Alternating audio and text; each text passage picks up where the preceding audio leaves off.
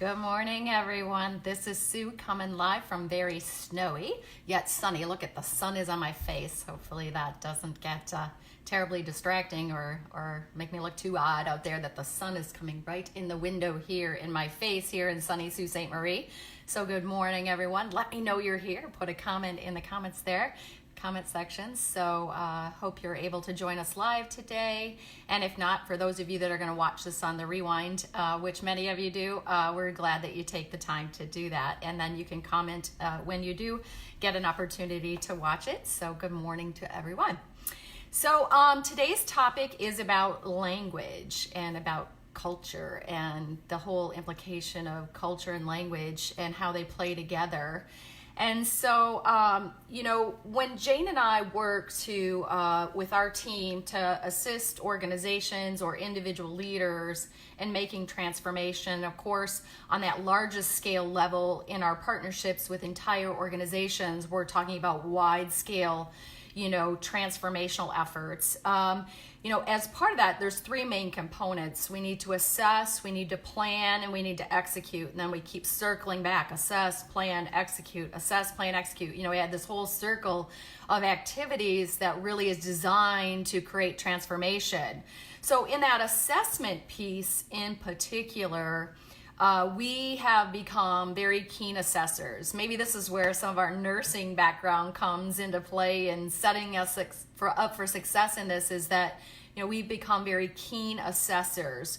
We're not assessing necessarily patients any longer looking for opportunities to improve their health, but we're assessing entire organizations or groups and assessing how to elevate their health. And that's really a fun application of assessment skills. But when we're assessing organizations, we're assessing two main things to help plan and their journey to excellence and their efforts to get better and better. And we're really looking at two things. We're looking at data, and those of that that know me know that I'm a data geek. I just love data. And I love assessing data and piling into data and looking for what does the data tell us.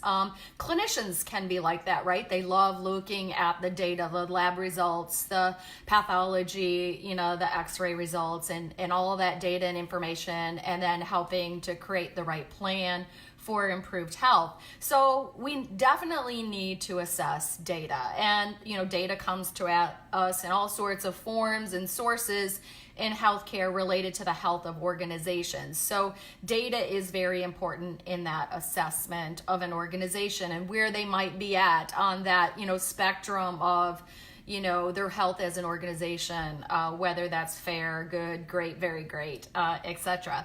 So data is very important.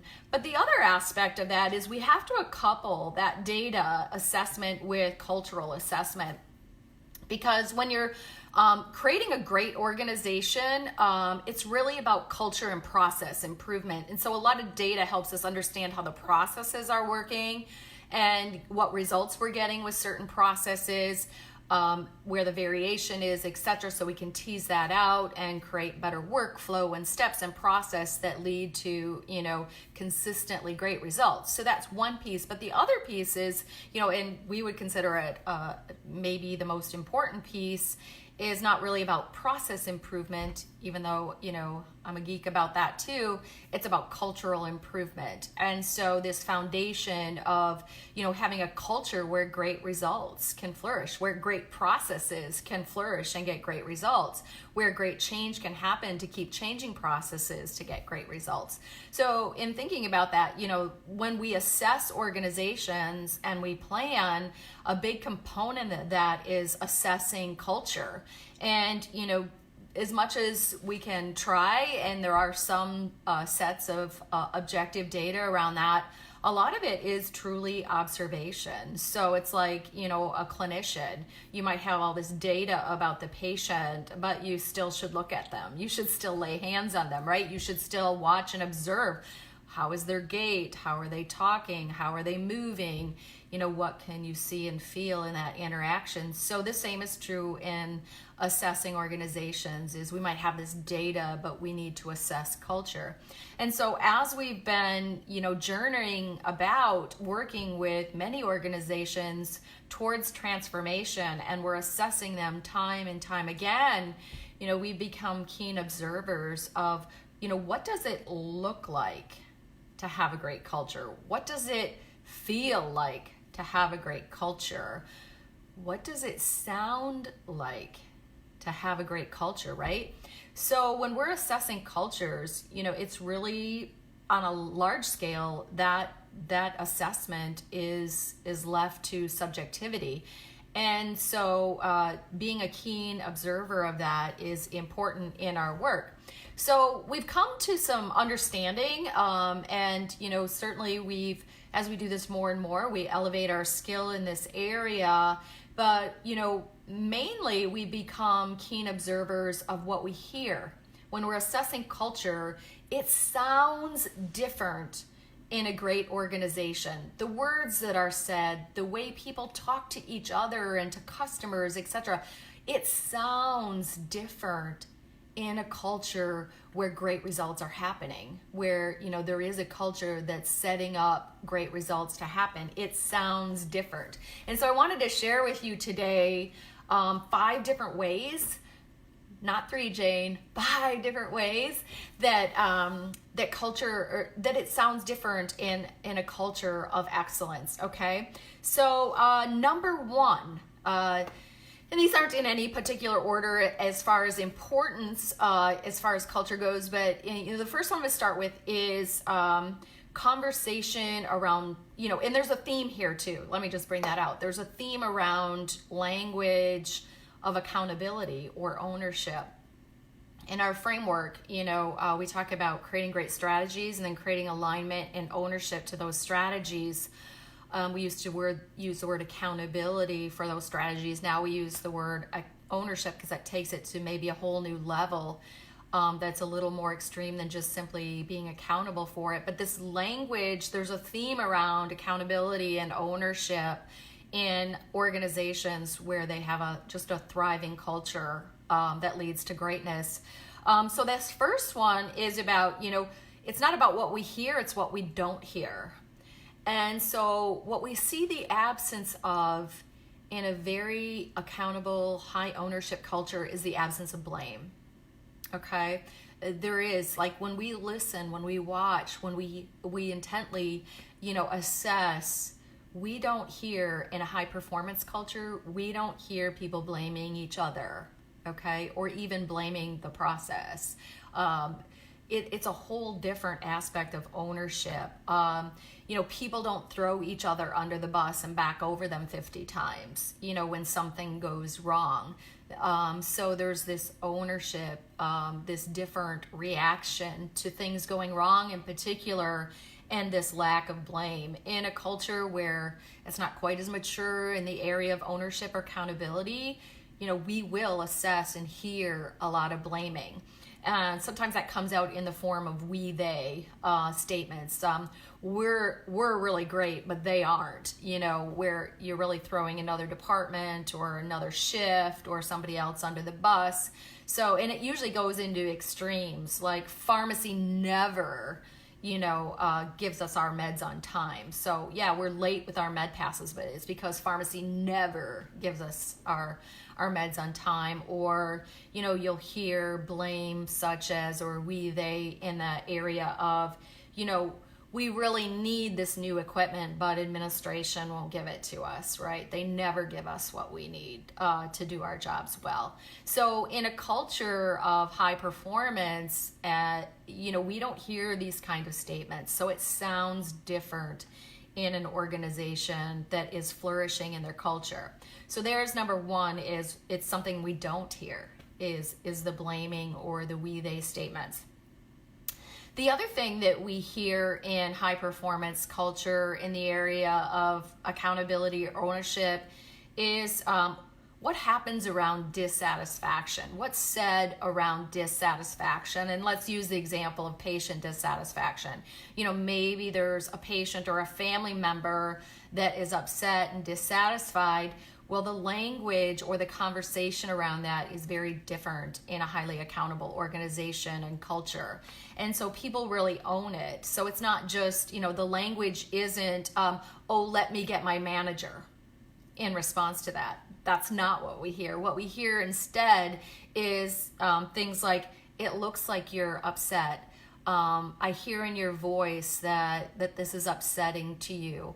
Or that maybe this isn't going right for you, or that maybe you're experiencing dissatisfaction. That frontline employees own that they recognize it, and they're willing, instead of avoiding it, which is a pretty normal, human response to something as uncomfortable as having a dissatisfied patient or a family member, is really, using the right language, using the right words to just acknowledge it and bring it out.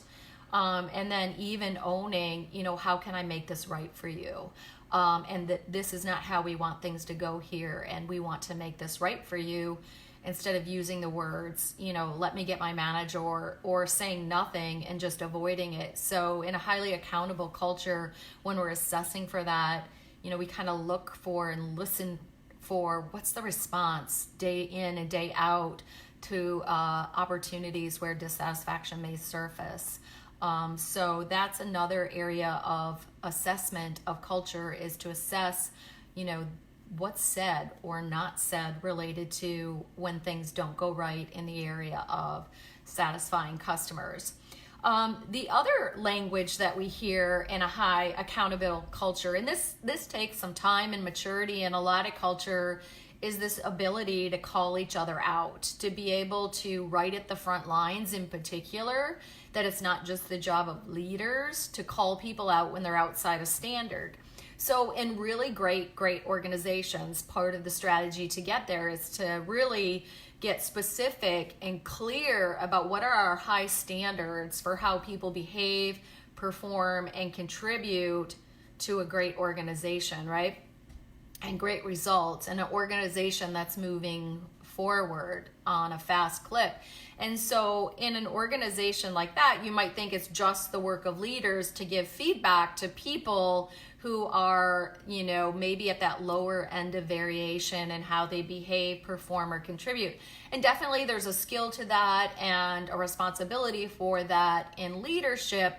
But what we see in really mature and high performing cultures is this area of, or this kind of this filtering down right to the front lines, right to every employee, that they are willing to have these conversations with their peers, maybe with their boss, maybe with a physician, etc., that calls them out, okay? That calls them out when they're outside of standards. So we'll hear words like, one teammate saying to the other, we have a standard for teamwork and commitment to coworker, and today I've asked for your assistance 3 times, and all 3 times you've said no. Can we talk about, our standard for being a great team and committing to each other and being willing to ask and help each other out? Can we talk about what's getting in your way today? Is there some way we can remedy this so when I ask for help, that you respond in a way that's more committed and favorable in that response? So having that conversation is, we see that and we hear that in a mature culture.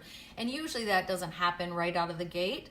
Maybe you have to teach it to leaders first. And then as leaders are having these kind of conversations with their peers or with their employees, then the peers are actually learning this tactic as well because they're engaged in it with their leaders. So sometimes it happens there first, but what we see in real mature cultures is that eventually filters down. And we have several examples, that we've seen and heard in organizations that we've assessed where, a dietary aide calls out a physician on the standard of, maybe privacy and confidentiality, and maybe they were having a conversation in an area that, it would be overheard, and it's, the dietary aid that calls out those physicians on that standard. And so, that's very acceptable and embraced and appreciated by everyone who's even on the receiving end of that, okay? That we all feel empowered to do it, but that even on the receiving end of that, it's okay. It's how we stay accountable. It's how we own our culture and our accountability to our standards. So that's another part of language that we hear, is that willingness and ability to have those conversations with each other, even if it's calling people out on being below standard.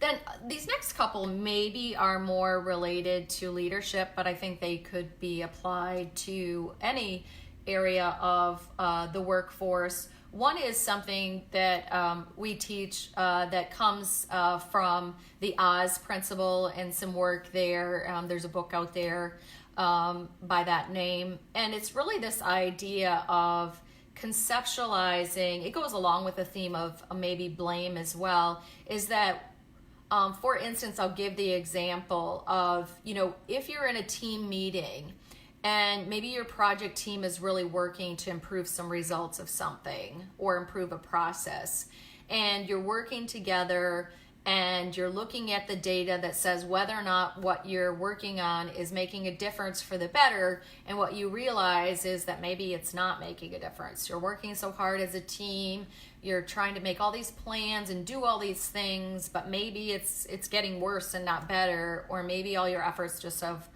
fallen flat.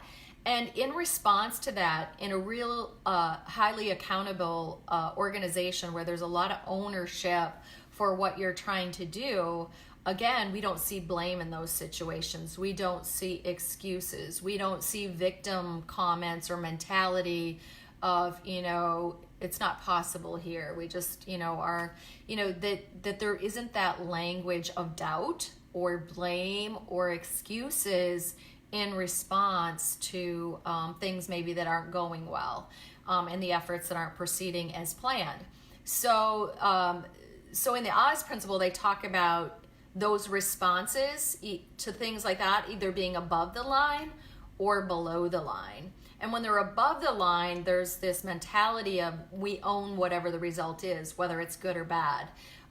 We don't make excuses for it. We don't blame others. We don't, give up because maybe it's not where we want it to be, or it's not moving as fast or in the direction that we want it to be. That there's this ownership that, yes, we've been empowered with this.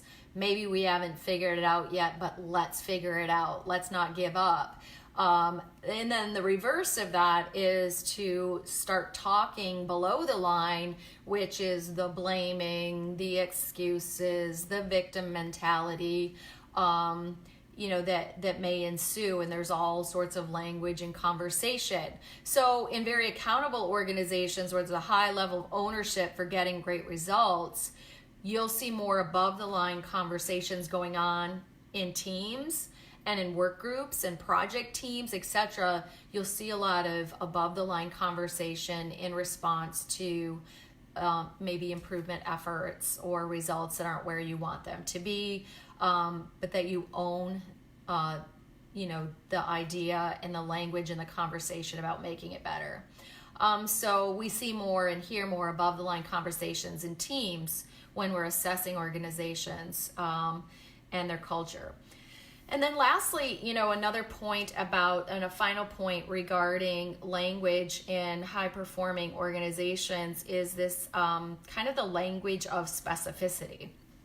So what we'll hear more of in very accountable organizations is we'll hear language that's very specific as to, what you can count on, what you can trust, in particular, maybe deadlines as an example. So instead of using a term, I'll get that to you by the end of the day, being more specific is, if I get that to you by 3:00 today, will that meet your time frame? So if somebody requests something from you, you're replying, or even if you're asking for something from somebody, being more specific.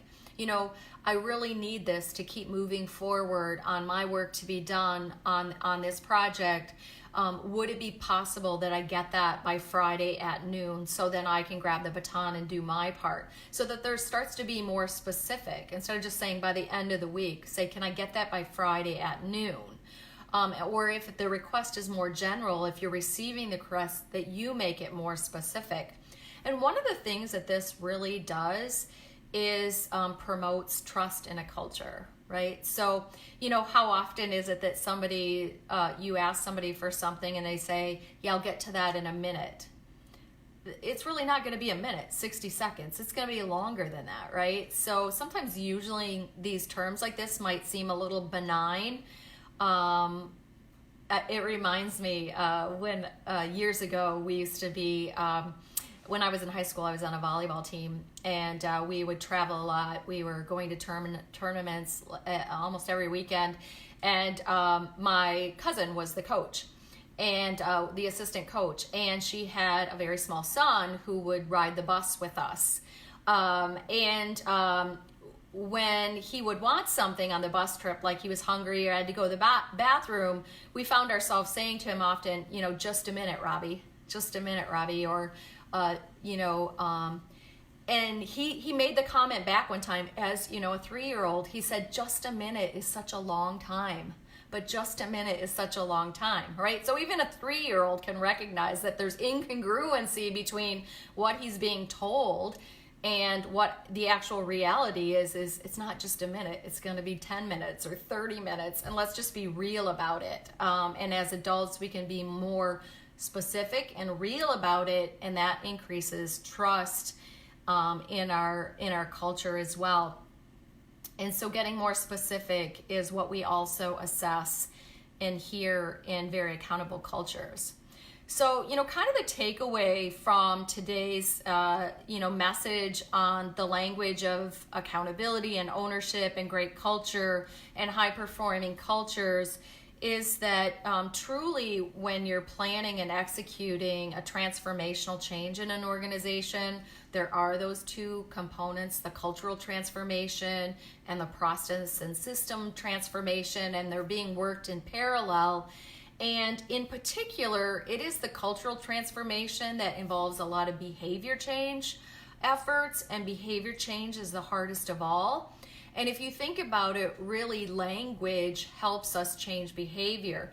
So if we want a behavior change around what we do in response to dissatisfaction, we can promote that behavior change by speaking about the language around service recovery. So what's the language? So some of the tactics that we use and you can use to transform culture in a more positive direction to support your journey to excellence would be to really think about, language transformation. And so it's a tactic that those of you that work with us know we use. The positive communication standards, the acronyms for service recovery, the model of above and below the line.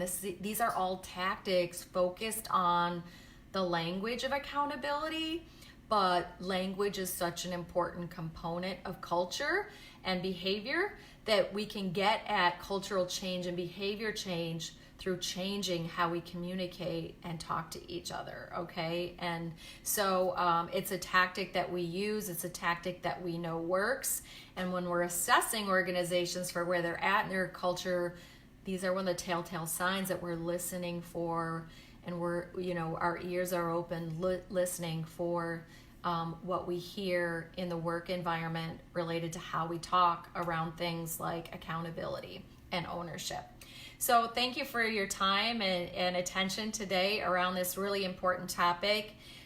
So that call to action is think about what you need to do in your culture as far as what needs to maybe improve, and think about maybe approaching it through adoption of some new conversations and language and promoting and practicing that in safe situations, and then rolling it out into the real day work. That it becomes, this is how we talk around here. And we wouldn't think about talking or communicating any other way than a very accountable way that shows that we own it. So in follow-up too, if you're interested more in this idea of, ownership and maybe even the topic of extreme ownership, Jane and I are doing a lot of work and research and preparation for our 2019 C-Suite Senior Leadership Retreats. We have the first one coming up in March in Arizona. And then we have kind of our flagship one that started it all for our C-Suite retreats in Michigan on Mackinac Island, and that's in June. It's a great destination, of course. It's a great retreat. It's a great networking opportunity, and in particular, it's a great topic. Again, this year, we always query, the people around us in senior leadership and say, what are you struggling with? And this idea of creating ownership in their culture is one of those. So we'll be going at that topic in this year's C-Suite retreats. So there is information on our website about the dates and locations and more of the juicy details about those events. CapstoneLeadership.net is our website. So all things Capstone, if you want to check us out and what's going on, whether it's our public training events, our Nurse Leader Greatness cohorts, or our partnership opportunities. We're having fun with those. We're getting ready to do our 20th, start our 20th organizational transformation in another critical access hospital in the Midwest. And we're gearing up for that right now. And we just launched another one last week. So we're really excited to be on the start end of some transformational journeys. And then for those of you that are joining us today from what we would call some of our mature partners that have been on this journey for a while, it's kind of the main thing that we focus on doing.